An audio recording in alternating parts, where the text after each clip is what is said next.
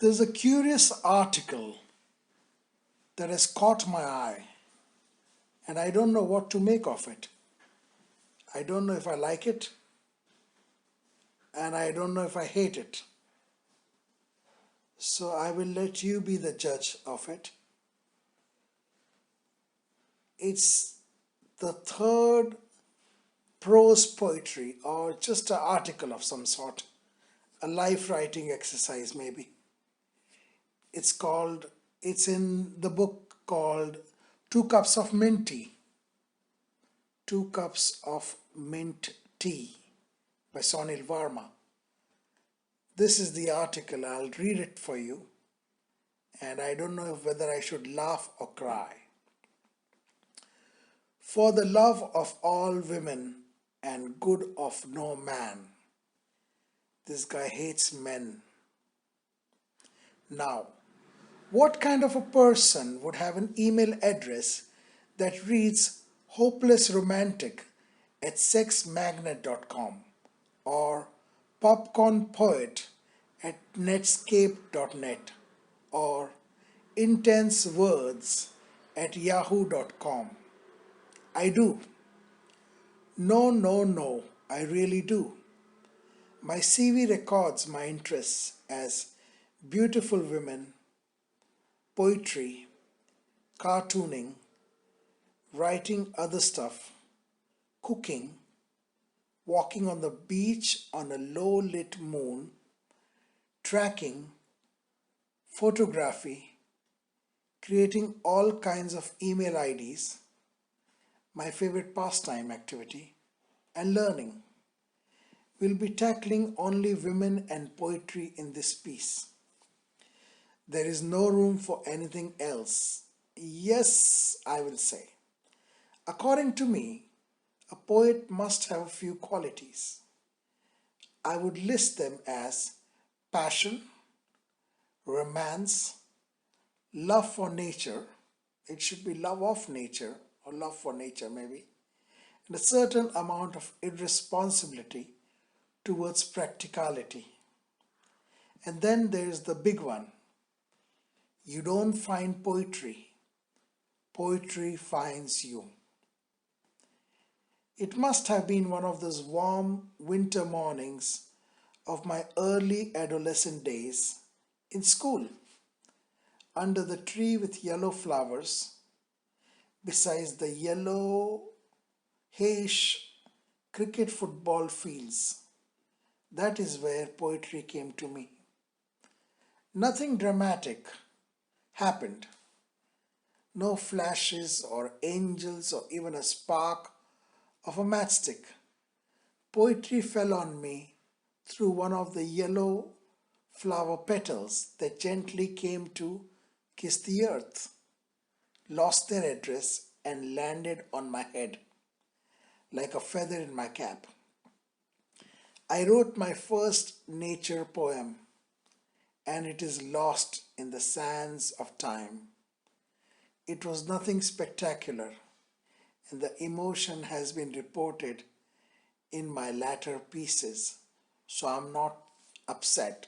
It should say, so I'm not really upset. Anyway, every day we learn something new, a thought that was later made into a proverb, like greeting by me.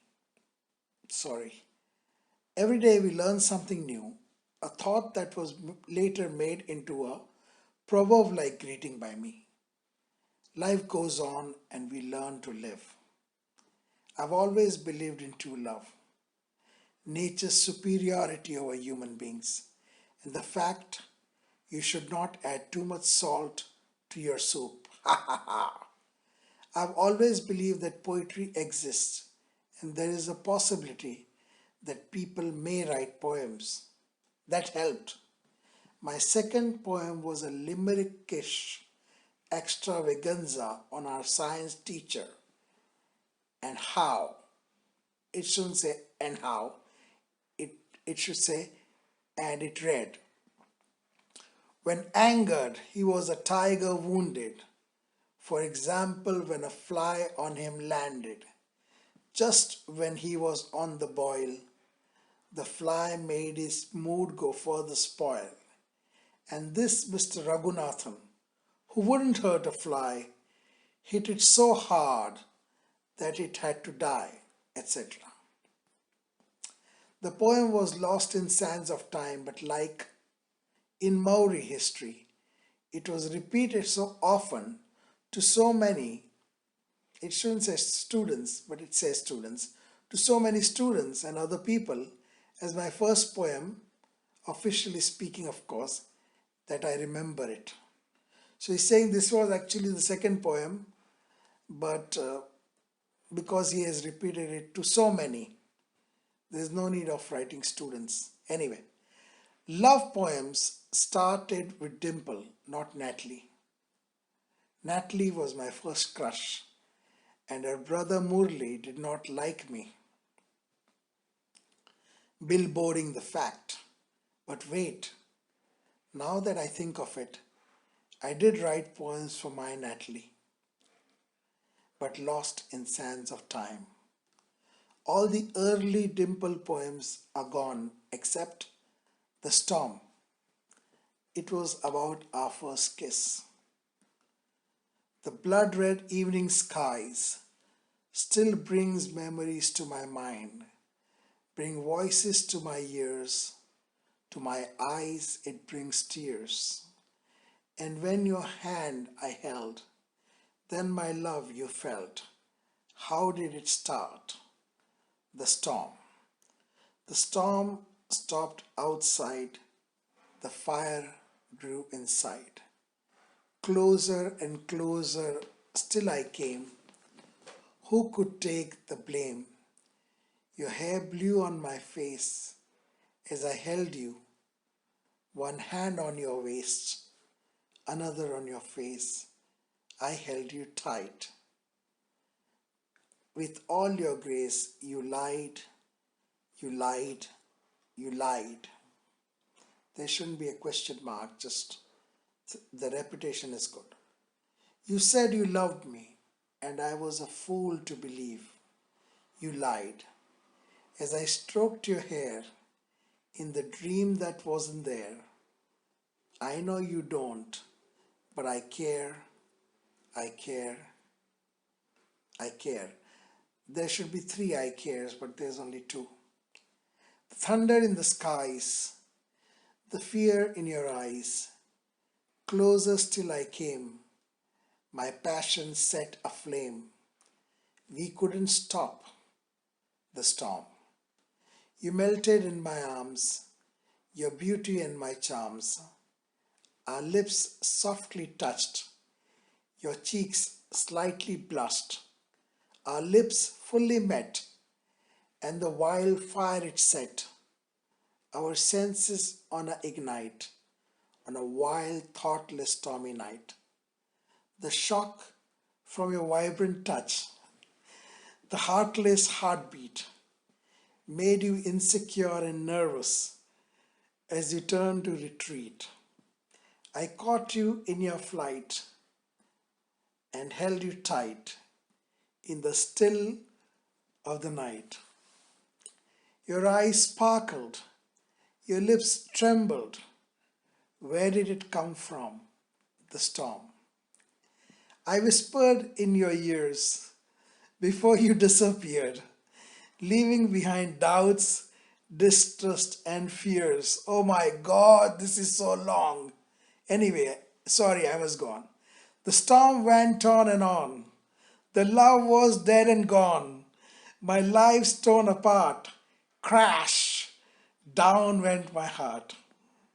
However, when I met her again after 6 years, on a rebound from a steamy, passionate, emotional affair with an Aries, should I say married? Aries woman, I wrote poems like One Afternoon, The Crazy March Afternoon. Sorry, One Afternoon is the title, it seems. There should be space. One afternoon, the crazy March afternoon, heat, the fans not fast enough. The soft breeze is blowing, the leaves, the earth's Scorched, a mosquito bites me on my leg, and I am devastated. I stand in the balcony gazing at the empty road which leads us nowhere. I'm thinking of you, imagining you seated in that fashion designer class of yours, talking to Rima, Sheetal, drawing amongst the girly chatter, awaiting your teacher, thinking of me. Maybe reading Cairo, then your own palm, getting out of the college, awaiting a 84 Limited. I think that's a bus in Bombay. Alas, it's 25 minutes late. That's fate. As Rima invites you to her house, no, you're not in the mood. You want to go to a quiet place and think of me. Call Dina and talk about me. Hope for me, pray for me, write to me. You can't. You don't have the address. Oh my God. There was no email address in those days. What a mess. At last you're home and the phone refuses to ring. You're too tired to eat the food that Pinky brings. The evening brings a soft breeze as you stand against the well. Is it well or wall? It's well, okay. Still hoping for the telephone bell. Imagine me in my long strided walk, entering your life. Your heart wants to sing. An illusion. Bored you return home to your empty bed to spend another sleepless night. I wish I was there to hold you tight and kiss you gently in the night. I am missing you. The funny thing is, I was not writing these poems. Someone else was. I was just feeling the emotion. I was being used as I'm being used right now. I needed to get time. Sorry, I needed to get time to get over my loves, crushes, and infatuations. Often 3 to 4 years. And that did not dampen my enthusiasm. Neha was the love that struck with the greatest of forces. Actually, it should be like that, but it's not like that. Neha was the love that struck with greatest force, with the ferocity that a Sagittarius feels for a Leo. I think he's a Sagittarius, she's a Leo. Like a kick in the groin. I wanted to cry, but I wrote poems hopelessly. Tiger poems and the legendary Savage and the Princess. That was more of a premonition sometimes I suffer from than anything else. The first poem was called The Wound That Healed Not. The tiger was wounded. His heart was hit and torn apart. The pain extreme, it felt surreal, though roar he did not. The heart bled. He should have fled. He should have at least fought. It says his heart bled, but it should be the heart bled. 1,000 arrows poisoned hit him straight through the heart. She lived in the wild west. He ranged from the east and dark. The tiger loved a lioness, a breed apart, a class apart. Travel, nature, and women were my first loves, as I indiscriminately and promiscuously mixed and matched. I often fell in love with cities, even hated places. Poetry relented especially on nights. I sat stuck by sudden gush of words that filled pages in matter of minutes, even seconds. The Savage and the Princess was written in the rhythm of Lord Tennyson's Charge of the Light Brigade. Sparks rose, sorry, Sparks rode, as hell had no fury's name, out aside with sword and shame, pulled out his silver lancet sharp, hunting gave his glory fame. And down the woods the lion came, sharp the eyes, mammoth the frame, and quick before the sound through harp, savage down from his horses came, and eyes across eyes did meet, and two animals none could tame, as though the silence could must speak, the grey eyes a single burning flame. Sparks, savage was not just in name. One strike left the lion lame. One must, the other eat. Both animals were on their feet. A roar the wounded lion gave. Amidst a rising passion, a scratch, the blood Sparks could not save. And silence then became discreet.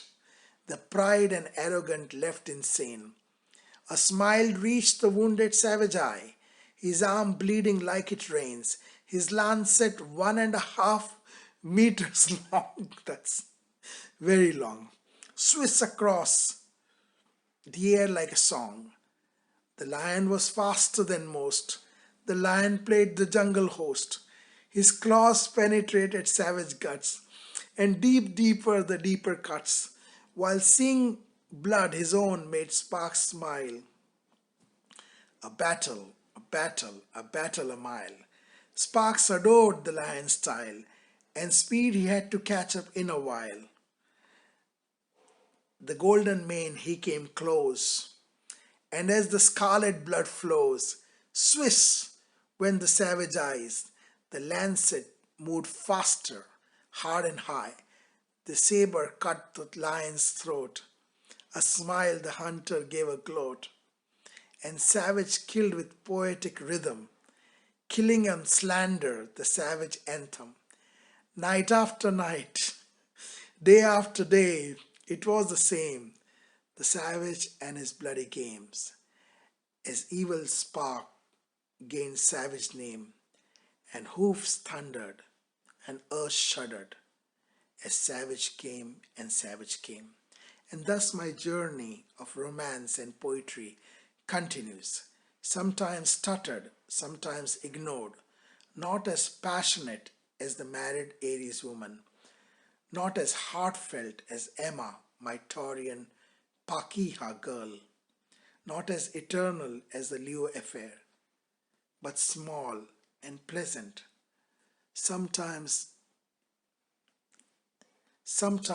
in the form of a small note left behind for a Malaysian girl in the library or a Korean girl in the sushi shop. Sometimes in my mind, a poem that may never be written. Sometimes to a girl in the window in India, a girl who loves me but cannot say it. Very emotional, but some of the parts are brilliant and some of the parts are too long winded, wounded, but interesting all the same. It's kind of funny. This is definitely a very funny piece. So I guess in a strange way, I do like it. It took me nearly 20 minutes to read this, so it is long, but it's an article. This kind of article, I could see it in a Cosmopolitan magazine.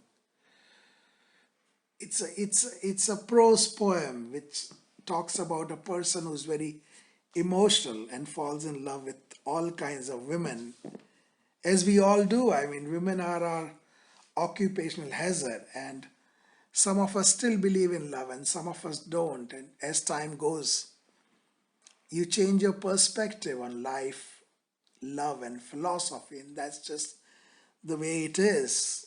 But I did like reading it. Uh, there are lots and lots of poetries, poems, and pieces in Two Cups of Mint Tea. I've just read the first two or three and a bit of introduction. Some of it made me laugh, but I think it was also meant to be funny, because this is like cringe poem. It's not bad, but it's like, oh my God, He is so needy. Anyway, have a nice day.